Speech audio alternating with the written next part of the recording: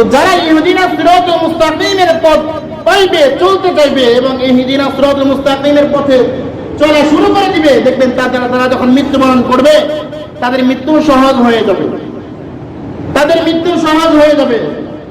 দেখবেন যারা আল্লাহওয়ালা মানুষ, যারা খোদা ভীরু মানুষ, রাসূলকে ভালোবাসেন, কবরকে ভয় করে, আল্লাহকে ভয় করেন, এমন মানুষ যখন মৃত্যুবরণ করেন তখন দেখবেন যে মৃত্যুবরণ করার আগে তারা শুধু খুঁজে যে আমাকে কেউ কালেমা পড়াও, সেও কালেমা পড়ার চেষ্টা করতে থাকে।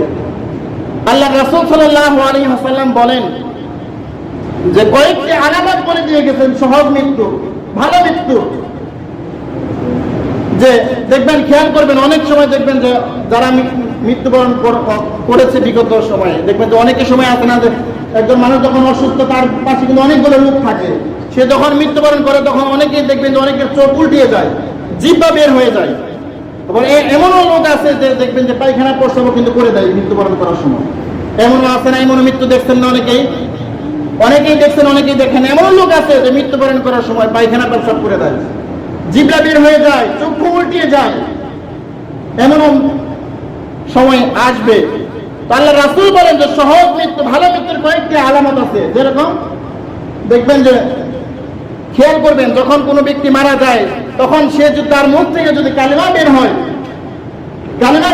অথবা সে যদি আল্লাহ আল্লাহ এই সমস্ত কোনো শব্দ পড়ে মৃত্যুবরণ করে, তাহলে আল্লাহ রাসূল বলেন যে এর মৃত্যুটা হচ্ছে ভালো মৃত্যু। এই মৃত্যুবরণ করার পরেই জান্নাতে যাওয়ার আশঙ্কা আছে। বলেন সুবহানাল্লাহ। আর একটি আলামত আল্লাহ রাসূল বলে দিয়েছেন, যেটা হচ্ছে, ভালো করে খেয়াল করবেন, যখন আজরাইল সামনে চলে আসে, ভালো মানুষ যাদের ঈমান, আমল, আখলাক, চরিত্র ভালো, তারা যখন মৃত্যুবরণ করে তখন দেখবেন যে তাদের কপাল ঘেমে যায়। যখন আজরাইল সামনে চলে আসে, যখন তারা ভালো মানুষ, তাদের দেখবেন কপাল ঘেমে যায় ভয়ে।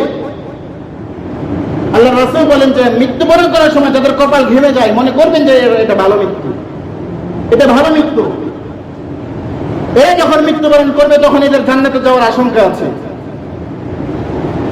এই জন্য যদি আমরা ভালো মৃত্যুর আশা করি যে আজরাইল যখন আমার সামনে চলে আসবে তখন যেন আমি মৃত্যুটা